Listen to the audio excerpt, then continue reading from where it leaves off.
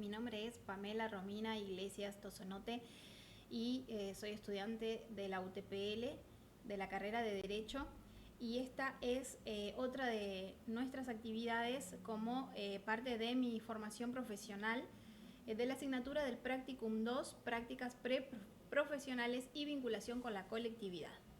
Bueno, el tema que vamos a tratar, que yo he elegido, es el femicidio juvenil. Y vamos a empezar hablando primeramente de las cifras. Hemos tomado las estadísticas femicidios en Ecuador desde el 2014 al año 2020. Son 118 femicidios desde el 1 de enero al 31 de diciembre del 2020. Son 118 vidas arrebatadas por la violencia patriarcal en el año de inicio de la pandemia. 19 víctimas tenían menos de 18 años. La más joven tenía apenas 4 meses de edad y la más adulta tenía 83 años. Las edades más frecuentes están entre los 25 a 30 años. Esta información ratifica que el principal riesgo para ser víctima de femicidio es ser mujer y que la violencia basada en género está presente a lo largo de todo el ciclo vital. Esta es una cita de esta página Aldea 2021. Como les decimos, en esta ocasión las cifras demuestran claramente que estamos viviendo un problema de alto impacto social, real y verdadero en nuestra sociedad ecuatoriana y en el mundo, diría yo, y en este caso en perjuicio de tantas mujeres. Como vemos, además, las cifras demuestran que realmente hay una gran población joven. En este caso, muchas mujeres jóvenes son afectadas por esta situación. Podemos observar durante todo el ensayo, que es mi trabajo de investigación, que hay un número de artículos, leyes, políticas públicas, instrumentos públicos, desde la Carta Magna, como es nuestra Constitución de la República, así como también los tratados internacionales, convenios, que contribuyen y promueven los derechos de este grupo vulnerable. Pero debemos cuestionarnos qué pasa con la garantía de dichos derechos. ¿Por qué existen cada vez más femicidios y en especial ocurren femicidios juveniles? Esta incógnita es un poco la que vamos a tratar y desarrollamos a lo largo del trabajo de investigación. Bueno, vamos a hablar entonces del concepto de femicidio. En primer concepto o subtema que debemos abordar es el concepto para entender qué es lo que significa, ¿verdad?, la palabra, y qué es lo que conlleva entonces el femicidio en Ecuador. En Ecuador el femicidio está tipificado desde el año 2014. El tipo penal abarca cualquier muerte violenta de una mujer enmarcada en una relación de poder.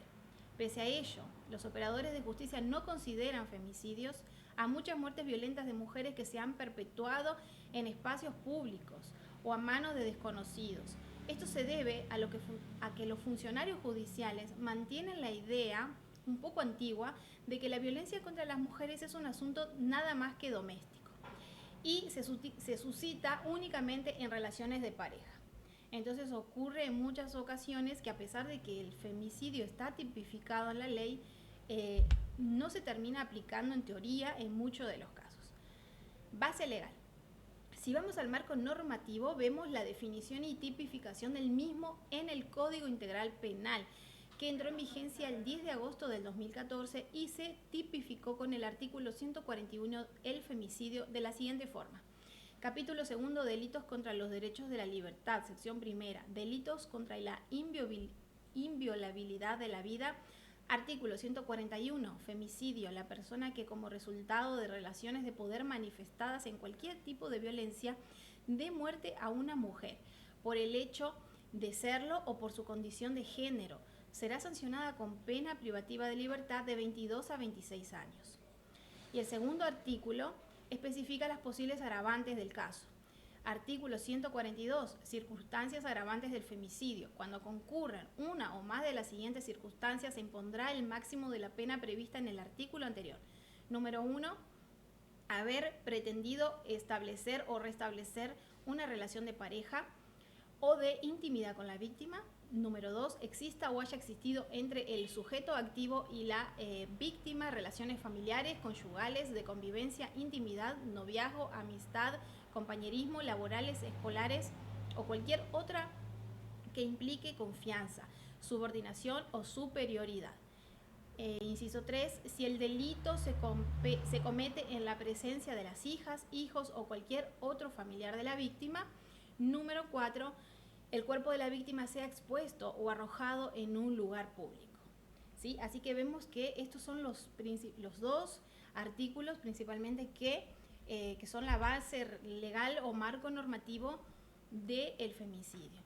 ¿Qué pasa con el Estado? El Estado debe garantizar el derecho a la integridad personal. Esto realmente creo que es un gran avance de las leyes ecuatorianas, que exista la tipificación del femicidio.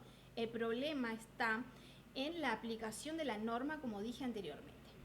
Pero la Constitución de la República del Ecuador en el 2008, en su artículo 66, numeral 3, literales A y B, declara que se reconocerá y garantizará a las personas el derecho a la integridad personal, que incluye la integridad física, psíquica, moral y sexual, y una vida libre de violencia en el ámbito público y privado. En lo que concierne al Estado, este adoptará las medidas necesarias para prevenir, eliminar, sancionar toda forma de violencia, y en especial la ejercida contra las mujeres, niñas, niños y adolescentes, personas adultas mayores, personas con discapacidad, contra toda persona en situación de desventaja o vulnerabilidad. Idénticas medidas se tomarán contra la violencia, la esclavitud y la explotación sexual. Por lo tanto, este artículo es muy claro, así que, como digo, la ley lo ampara, de hecho, en la Constitución de la República. Bueno, ahora vamos a hablar un poquito y ahondar en este tema. La tipificación del delito del femicidio en el Ecuador respondió a una lucha de varios sectores sociales, en especial el de las mujeres, entendiéndose al femicidio como la máxima expresión de violencia que puede perpetuar en contra de las mujeres, por cuanto a que las mismas pierden su vida. Podemos decir que se ha venido trabajando en el sistema con un gran avance en materia de leyes, incluso respecto a otros países. Sin embargo, podemos decir que aún existe bastante desconocimiento de la población en general, sobre todo de las mujeres, sobre todo de nuestras jóvenes mujeres. Y aunque si bien existen algunas campañas sociales y de comunicación que intentan difundir información sobre el tema, falta mucho por avanzar. ¿Qué pasa con los medios de comunicación masiva? Realmente exponen esta problemática social sobre la mesa para debatir, concientizar, buscar mejores soluciones para las mujeres. Creo que esta es la cuestión que debemos reflexionar y plantearnos todos. Hay que reflexionar si realmente lo están haciendo, si realmente hay un impacto social en este caso con respecto a este tema. Bueno, por otro lado, queremos hablar, violencia, femicidio y pandemia. ¿Qué ha pasado durante el 2020 con la pandemia? Surgió que vivimos el tema del coronavirus y se puso este tema sobre la mesa porque se dio un confinamiento o cuarentena obligatoria en todo el país y además fue a nivel mundial, y en el cual se expuso sobre la mesa que las mujeres víctimas de violencia de género estaban obligadas a convivir durante tanto tiempo junto con sus parejas o familiares opresores de las mismas, siendo vulnerados totalmente sus derechos. En muchos casos viviendo con miedo o sufriendo maltrato sin poder recurrir en busca de ayuda social debido a la pandemia. Esta fue la gran problemática paralela al tema del coronavirus, por el tema del confinamiento. Realmente sucedió que hubieron muchas mujeres afectadas, mujeres jóvenes en este caso. Así que bueno, también tenemos que hablar sobre lo que ha sucedido en el año 2020. ¿Qué pasa con el femicidio juvenil, que es lo que nos compete? Es posible observar que cientos grupos de personas no están efectivamente protegidos en el goce de sus derechos. En la sección segunda de la Constitución del 2008 habla de los jóvenes. Se presentan los siguientes derechos. Artículo 39. El Estado garantizará los derechos de las y los jóvenes y promoverá su efectivo ejercicio a través de políticas y programas e instituciones y recursos que aseguren y mantengan de modo permanente su participación e inclusión en todos los ámbitos. En particular, en los espacios de poder público, el Estado reconocerá a las y los jóvenes como actores estratégicos del desarrollo del país y les garantizará la educación, salud, vivienda, recreación, deporte, tiempo libre, libertad de expresión y de asociación.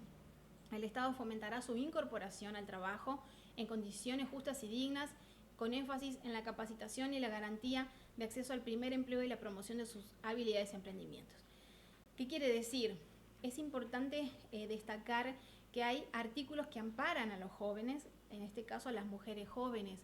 es importante conocer cuáles son las leyes y ordenanzas que están establecidas para poder ejercer estos derechos, ¿sí? Cuáles son las instituciones legalmente establecidas para defenderlas, cuáles son los organismos encargados de sancionar, cuáles son las sanciones establecidas y son los hechos que vulneran los derechos de los niños, las niñas y los adolescentes.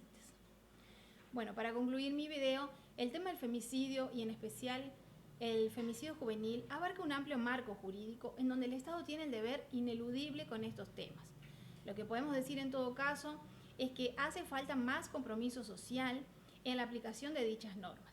Estos datos inspiran a una reflexión sobre cómo la existencia de cuantiosas mujeres es extinguida muchos años antes de cumplir con la expectativa de vida mínima esperada para ellas, por causas conexas a la estructura patriarcal que sustentan nuestras sociedades. Es evidente que tanto la justicia, el Estado y las políticas públicas como los medios de comunicación cumplen un rol clave en esta problemática.